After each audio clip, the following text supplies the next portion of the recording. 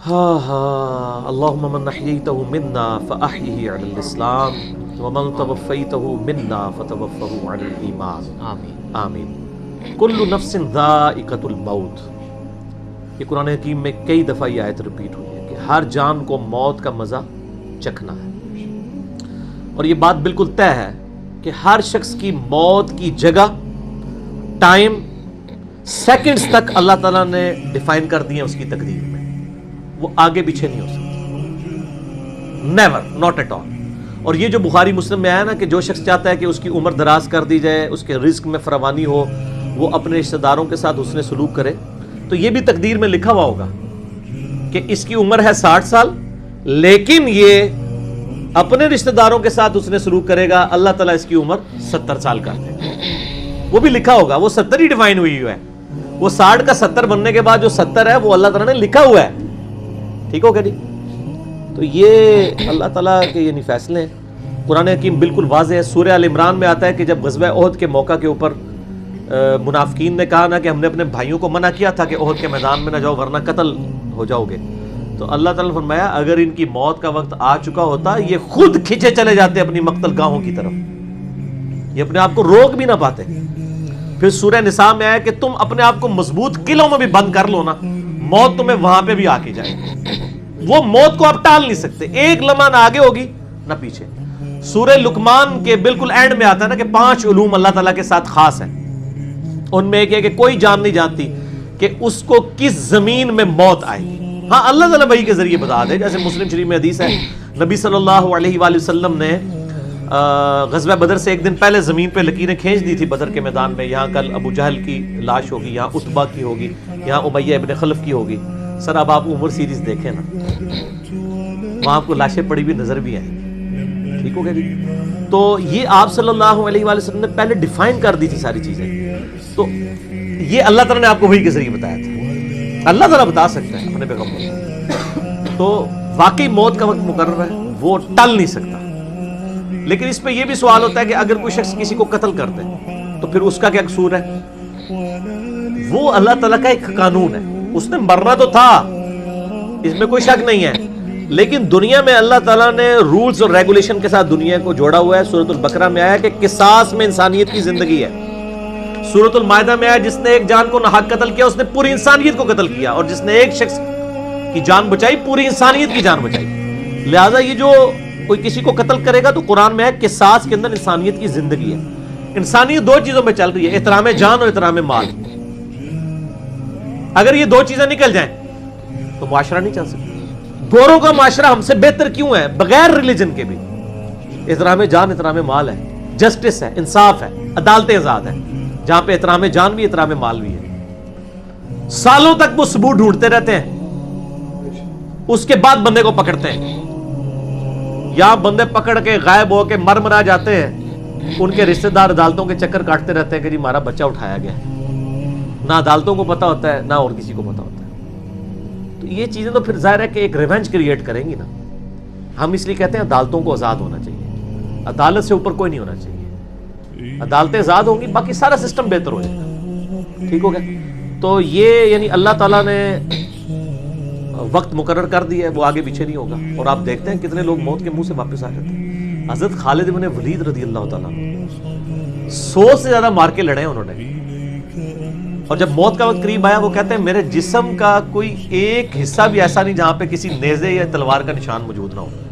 یہ عمر سیریز میں انہوں نے ان کی موت کا وقت فلمایا ہے، ابو دردہ ان کے پاس بیٹھے ہوئے ہیں، اور وہ کہتے ہیں دیکھ لو اگر موت میدان جنگ میں آنی ہوتی نا ابو دردہ تو میرے جسم کا ایک حصہ بھی ایسا نہیں جہاں پہ کوئی زخم نہ ہو، اور میں ایک بوڑھے اونٹ کی طرح بستر مرگ پہ مر رہا ہوں۔ میدان جنگ میں نہیں شہادت ملی، شہادت اتنی آسانی سے نہیں مل جاتی انسان کو، وہ اللہ تعالیٰ جس کے لیے ڈیفائن کرے گا۔ باقی یہ کہ اللہ تعالیٰ نے ان کو ایک فضیلت دی کہ وہ اللہ کی تلوار تھے، ظاہر ہے تلوار تو ٹوٹ نہیں سکتی تھی، تو جو لوگ اللہ کے لیے زندگی گزارے وہ عام حالت میں بھی مرے اللہ تعالیٰ ان کو شہادت کو عطا فرما دیتا ہے۔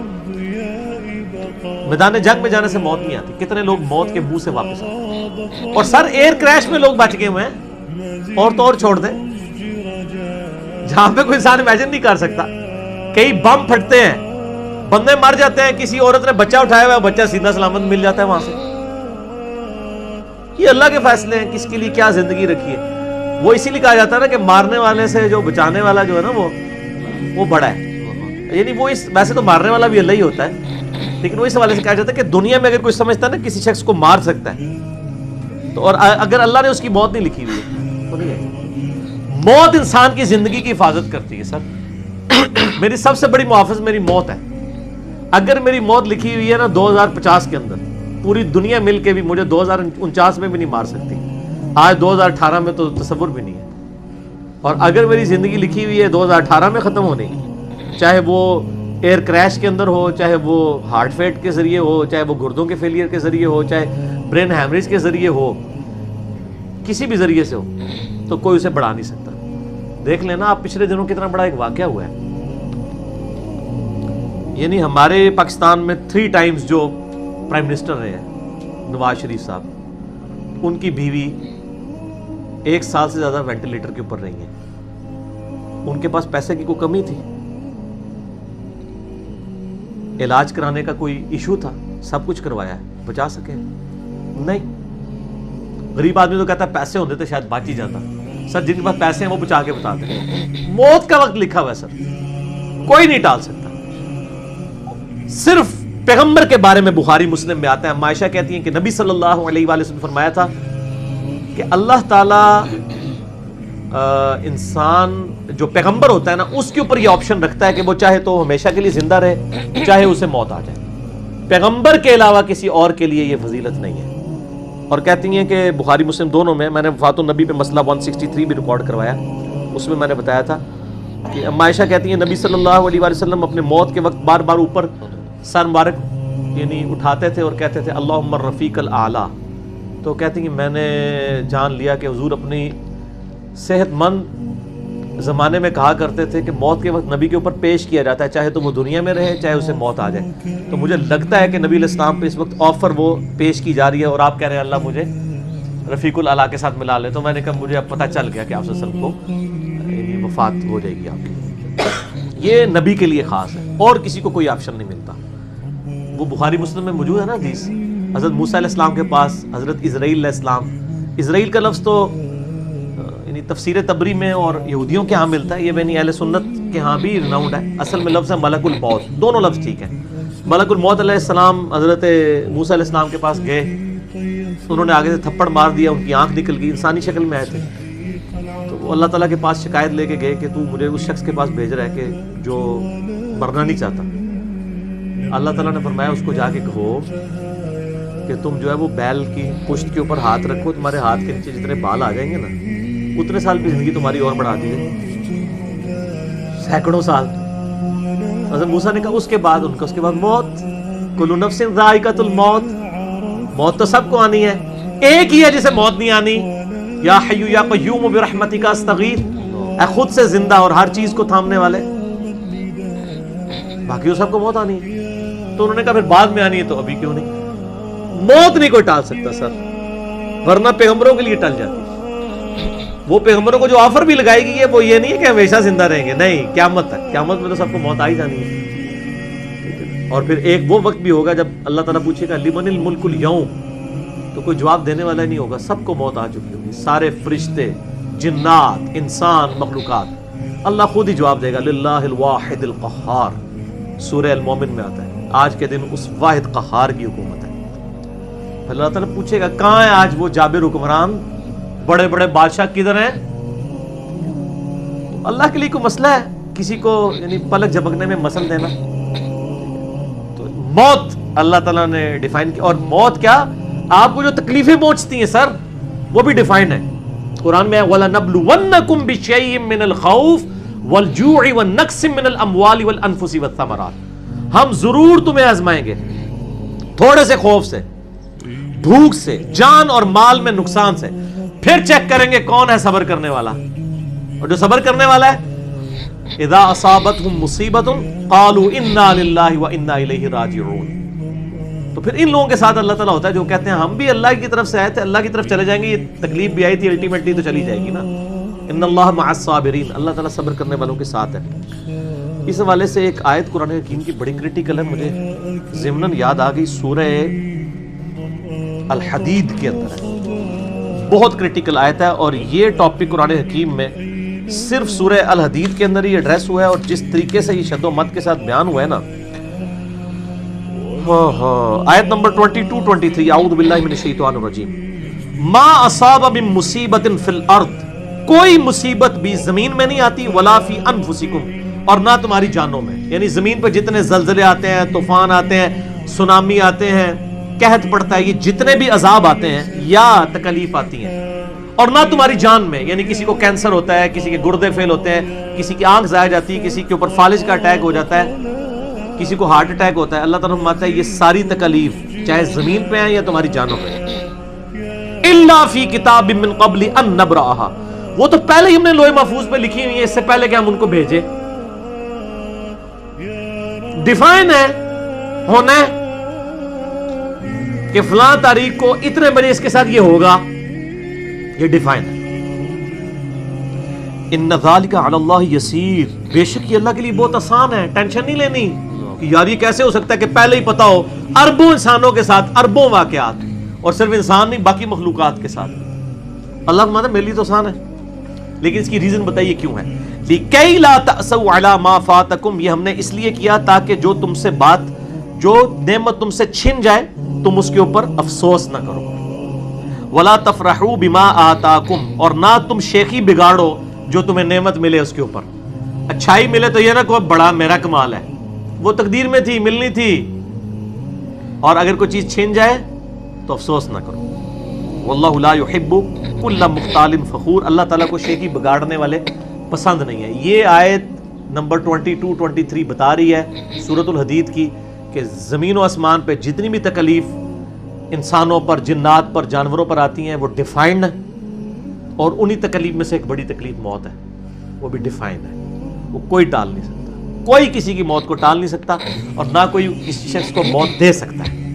آپ دیکھیں لوگوں نے کتنی ایفرٹس کی ہیں، خود ہمارے نبی صلی اللہ علیہ وآلہ وسلم پہ کس قسم کی ایفرٹس کی گئی ہیں، اللہ تعالیٰ نے آپ کو کس طریقے سے مکے سے نکال کے مدینے تک پہنچا دیا، اور وہ بخاری مسلم میں بڑی مشہور حدیث ہے، آپ وسلم درخت کے نیچے آرام کر رہے تھے، تلوار سائیڈ پہ لٹکائی ہوئی تھی، ایک عرابی آیا دشمن، اس نے موقع غنیمت جانا کہ آپ سوئے ہوئے ہیں، اس نے تلوار اٹھائی اور نبی صلی اللہ علیہ وسلم کے یہاں پہ رکھ دی اور کہا محمد آج تجھے میرے ہاتھوں سے کون بچائے گا؟ تو نبی صلی اللہ علیہ وسلم نے کوئی کانفیڈنس لوز نہیں کیا، ان کو پتا تھا هو الذی ارسل رسولہ بالہدی ودین الحق لیظہرہ علی الدین کلہ، اللہ نے اپنے نبی کے پیچھے اللہ ہے، ان کا اللہ بچائے گا۔ اللہ جب سنا اس کے ہاتھ کانپنے شروع ہو گئے، اس کے ہاتھ سے تلوار ہی گر گئی، نبی علیہ السلام نے وہ تلوار اٹھائی اور کہا اب تجھے میرے ہاتھوں سے کون بچائے گا؟ یہ بخاری مسلم دونوں میں یہ واقعہ، اس نے کہا حضرت آپ تو معاف فرمانے والے ہیں، درگزر فرمانے والے ہیں، تو یعنی آپ کے حسن اخلاق سے پھر متاثر ہوا، مسلمان ہو گیا۔ مسئلہ یہ ہے کہ یہ کانفیڈنس آپ کو ہونا چاہیے۔ بخاری مسلم میں حدیث ہے کہ غزوہ حنین کے موقع پر کچھ صحابہ کی زبان سے نکل گیا کہ بدر میں تو 313 تھے، غالب آ گئے تھے، آج تو ہم 12,000 ہیں، کافر تو بڑے تھوڑے ہیں۔ اور یہ ذکر سورۃ الانفال میں آیا غزوہ حنین کا، یہ فتح مکہ کے بعد ہوئی تھی یہ جنگ، مشرکین عرب سے آخری جنگ قبیلہ حوازن کے خلاف۔ اللہ کا ماتا جب تم نے یہ جملہ بولا نا، پھر تمہیں بھاگنے کی جگہ نہیں ملتی تھی۔ حوازن کے لوگوں نے جب تیر چلائے تو 12,000 میں سے صرف 80 بندے نبی علیہ السلام کے ساتھ رہ گئے، باقی سب بھاگ گئے۔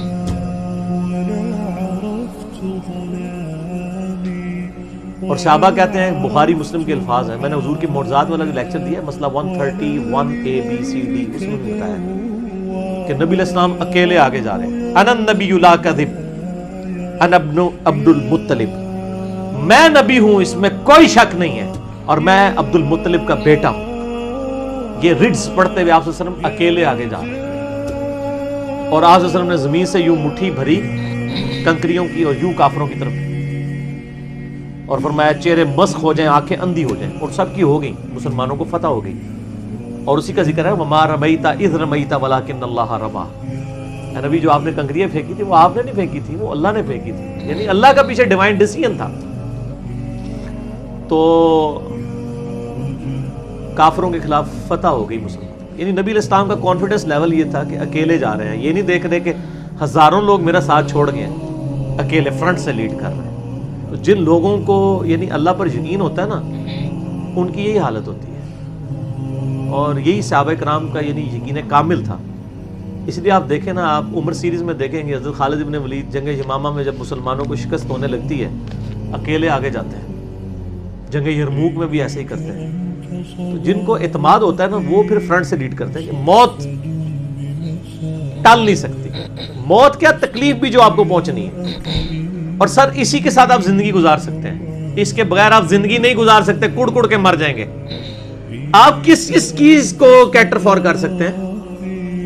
ہم یقین کریں صبح اسکول بچوں کو بھیجتے ہیں تو دعائیں پڑھتے رہتے ہیں. کیا ہو سکتا ہے؟ ایکسیڈنٹ ہو سکتا ہے، وہاں پہ بچہ جھولے سے گر سکتا ہے، کسی کی ہڈی ٹوٹ سکتی ہے، کان پٹی پہ لگ جائے ڈیتھ ہو سکتی ہے. یار اتنی چیزوں کو کون کاؤنٹر فار کر سکتا ہے؟ اللہ. تو اللہ پہ توکل کریں، اور جب تکلیف آ جائے انا للہ و انا الیہ راجعون. صحیح مسلم میں حدیث ہے، نبی صلی اللہ علیہ وآلہ وسلم نے فرمایا جو شخص تکلیف کے وقت فوراً پڑھ لے انا للہ و انا الیہ راجعون اللہم اجرنی فی مصیبتی واخلف لی خیرا منہا، اللہ تعالیٰ اس کو اس کا بہتر نعم البدل عطا فرماتا ہے. میرے یوٹیوب پہ کلپ بھی اس دعا کے اوپر مصیبت اور پریشانی کے حوالے سے یعنی بہتری کے لیے دعا یہ کر کے لکھیں تو آپ کو کھل جائے گا. یہ آپ کو مشکات میں کتاب الجنائز چیپٹر میں پہلی جلد میں دعا مل جائے گی صحیح مسلم کے حوالے سے.